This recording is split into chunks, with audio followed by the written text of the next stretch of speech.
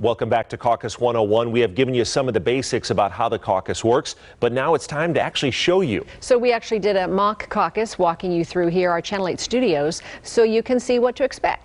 Take a look.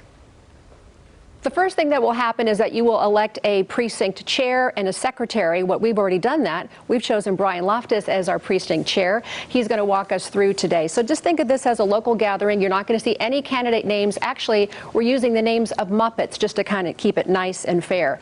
Next, supporters will actually start to make their case for their candidate, and that's where the chair comes in. Denise, this local gathering of voters, this is really a communal, collaborative process. And the first candidate we're going to hear from, Miss Piggy, we're going to hear this voter making their case for candidate Miss Piggy. Kristen? Well, she's fierce, fun, and fabulous. And why wouldn't you want her in the White House?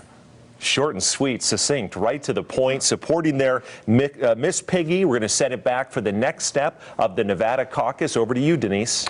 All right, so at this point, everyone has actually spoken for their particular candidate. Then people are actually physically going to separate into groups for the candidate of their choice. So at this point, that is going to happen, that early voting with individuals, Nevada voters being added to the group that they support. Again, the candidates represented by Muppets, and they will now do that. They will move into the group they support, and we will begin that process right now. Nevada voters, go behind the candidate you support. All right, so then they actually will take the totals, and anyone who doesn't get 15%, like you mentioned, Brian, is not going to be considered a viable candidate. This is also when the early voting numbers are going to go into each one of these candidates as well. Folks, let's check in with the votes, and we begin with the non-viable candidates. They did not meet the 15% threshold. They are Gonzo, Animal, Fozzie the Bear, as well as Miss Piggy. They did not get enough Nevada voters to meet that 15%, so I need to take their signs now. Sorry, Miss Piggy. And I will take the signs of the other candidates, Gonzo, Animal, and Fozzie the Bear. Whoever did the sign making, well done. But these candidates, again, did not meet the minimum threshold.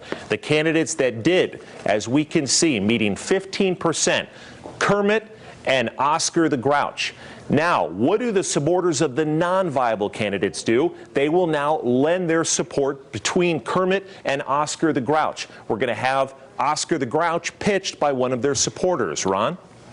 Oscar, you mean? Go ahead. Thank you. As Oscar, first of all, I make no apologies for being a one-issue candidate, and that's affordable housing.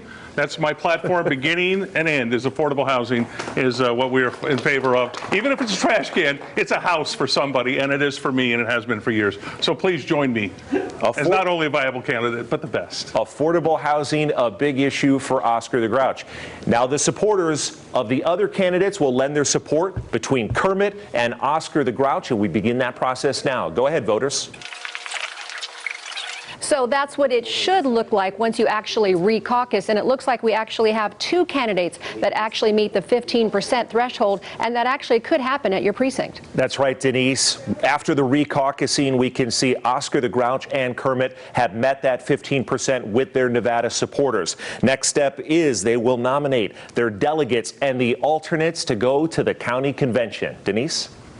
And hopefully it'll be that smoothly at your precinct as well.